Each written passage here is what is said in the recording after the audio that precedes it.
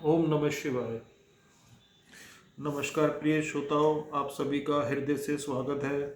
साधना सिद्धि शक्ति में यह पॉडकास्ट समर्पित है भक्ति, साधना और आध्यात्मिक शांति के मार्ग को। मैं हूं आपका होस्ट पिंटू कालरा। आइए कुछ क्षण अपने मन को शांत करें और इस समय को पूर्ण रूप से और आत्मचिंतन को समर्पित करें। तो चलिए आरंभ करते हैं आज का पावन प्रसंग। आज का पावन प्रसंग भी शिव पक्षी, पक्षीराज, शालूराज, शरभ के ऊपर है, सर्वेश्वर जी के ऊपर है।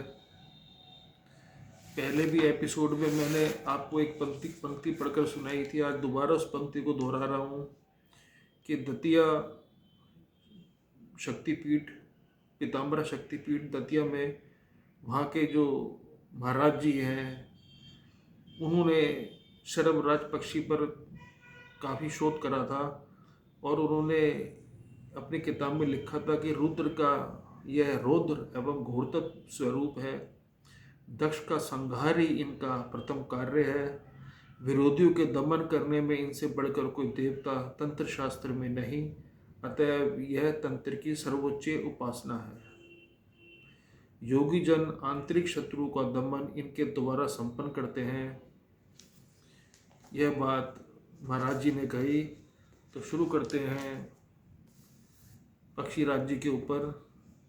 प्रतिदिन वीरभद्र का एक ही कार्य है कि वे दिव्य कैलाश के आकाश मंडल को उमा के लिए श्रृंगारित करें, उससे कुछ विभिन्न मेघों की उत्पत्ति करें, कुछ विचित्र तारा रश्मियों को सृजित करें, कुछ विचित्र चंद्रमा की अमृत किरणों को प्रसारित करें।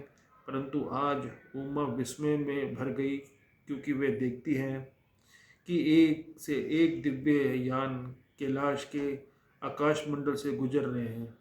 अनेकों आकाश गमन की सिद्धि प्राप्त यक्ष, गंधर्व, अप्सराएं, ऋषि, मुनि, देवता इत्यादि सब के सब उड़कर कहीं जा रहे हैं। कहाँ जा रहे हैं आप लोग? आकाश मार्ग से। उमा पूछ बैठी। सबने कहा, हम सब आपके पिता दक्ष प्रजापति के महान यज्ञ में यज्ञ भाग लेने हेतु जा रहे हैं। हम सब सादर आमंत्रित हैं वहाँ पर। उमा आकाश मार्ग की तरफ देखती रही कि शायद अंतिम समय भी उनके पिता दक्ष आकाश मार्ग से किसी को निमंत्रण लेकर उन्हें आमंत्रित कर लेंगे, परंतु ऐसा नहीं हुआ। बस फिर क्या था? उमा का महान कोप जागृत हो गया। उमा के महान कोप से सर्वप्रथम भद्रकाली ने जन्म लिया और जैसे ही शिव उमा के कोप से बचने के लिए दसों दिशाओं में भागने लगे, 10 महाविद्या रूपी स्वरूपणी शक्तियों का उमा के कोप से प्रादुर्भाव हो गया। 10 महाविद्याओं में उड़ने की शक्ति है, क्योंकि 10 महाविद्याओं के सारे वीरभद्र चलते हैं।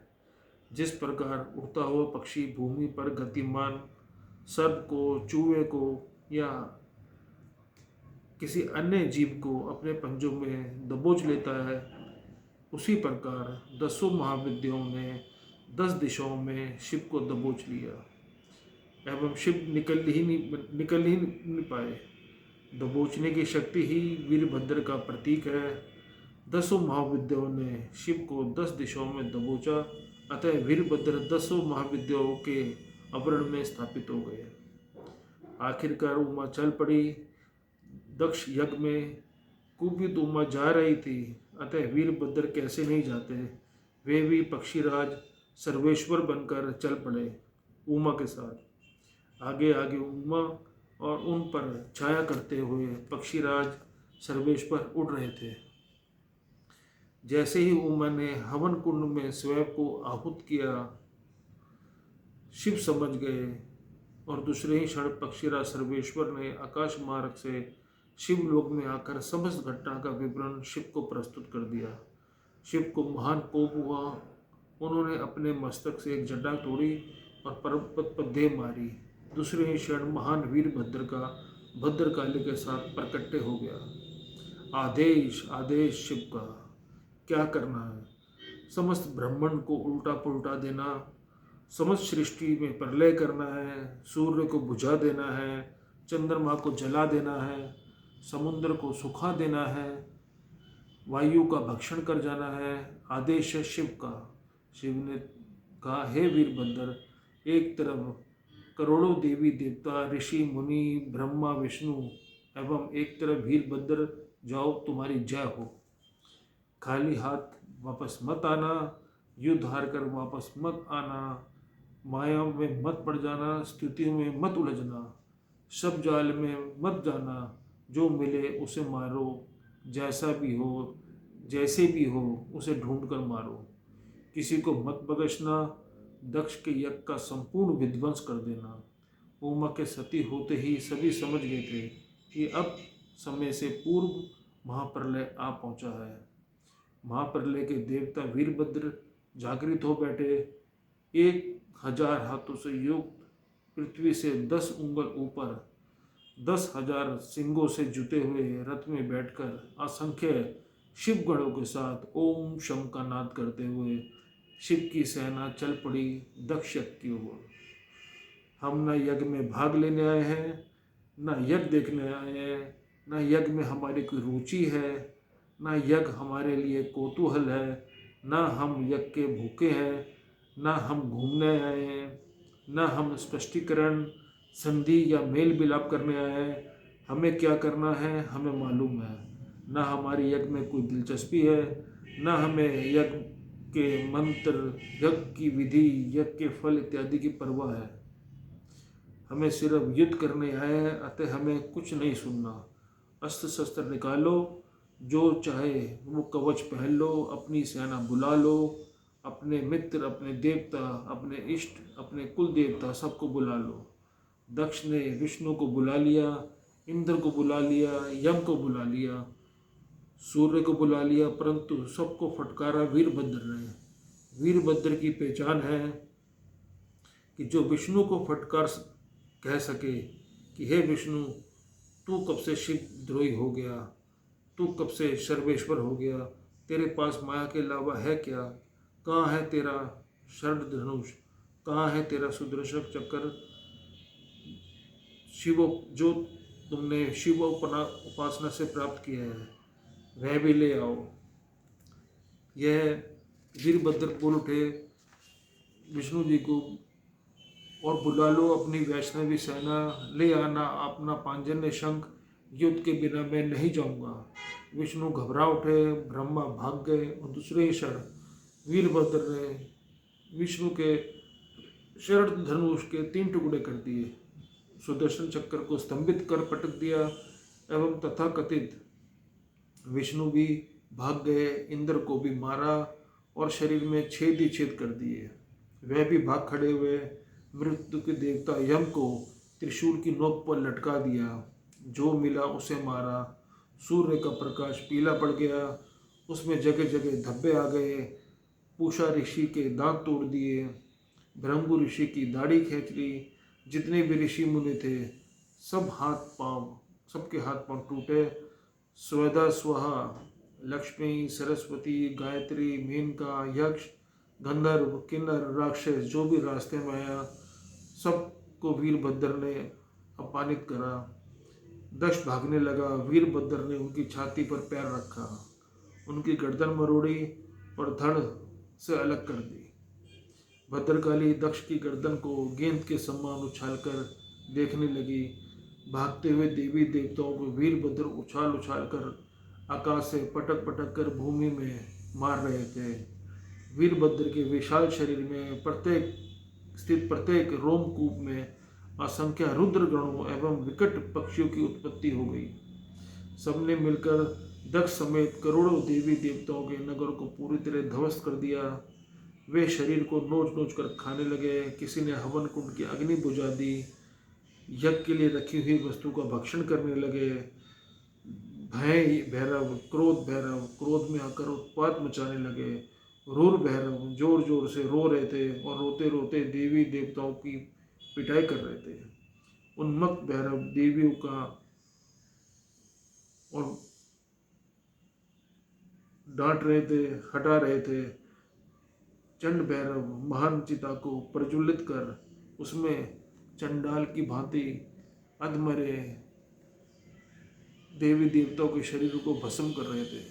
कपाल भैरव मरे हुए ऋषि मुनियों की मुंडमाला बनाकर गले में धारण कर रहे थे। बड़ा ही विभत्स दृश्य था। एक तरफ करोड़ों देवी देवता, उनकी सेनाएं, विष्णु इत्यादि, और एक तरफ वीरभद्र। परंतु सवाल था उमा की आन और शिव की शान, चलो वीरभद्र महान। कुछ ही क्षणों में सब कुछ नष्ट हो गया।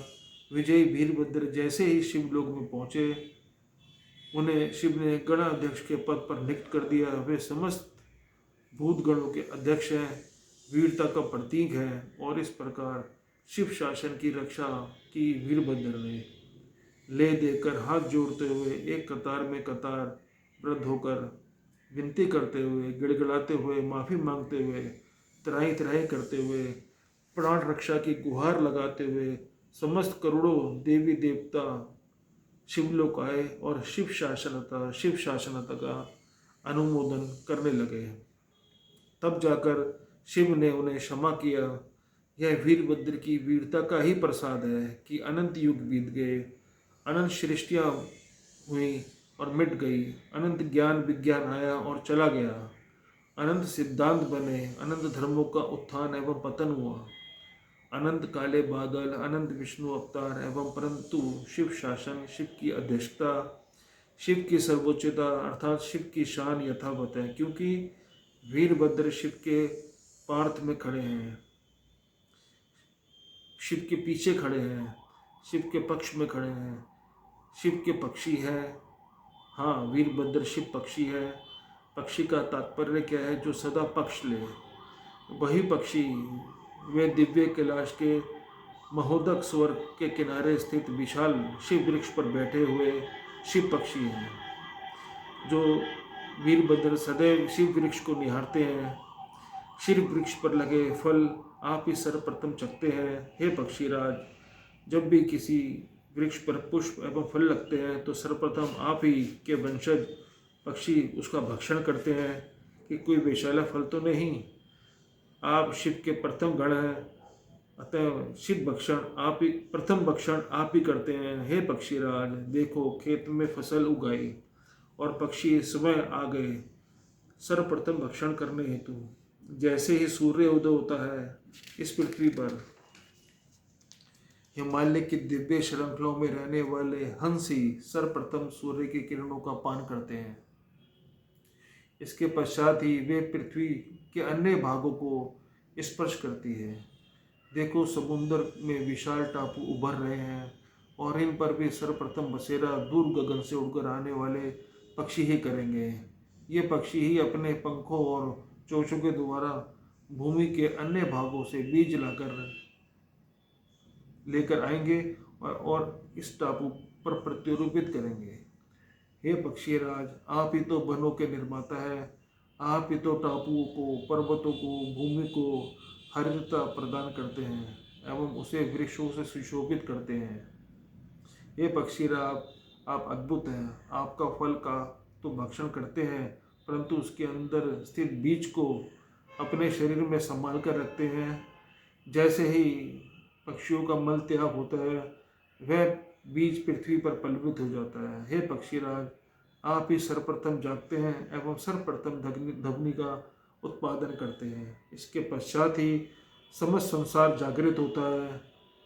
हे वीरभद्र, एक तरफ तो आप नरसिंह अवतार धारण किए हुए विष्णु का मानवर्धन करते हैं, तो दूसरी तरफ आप गरुड़ बनकर उन्हें अपने आपको वाहन के रूप में प्रस्तुत करते हैं।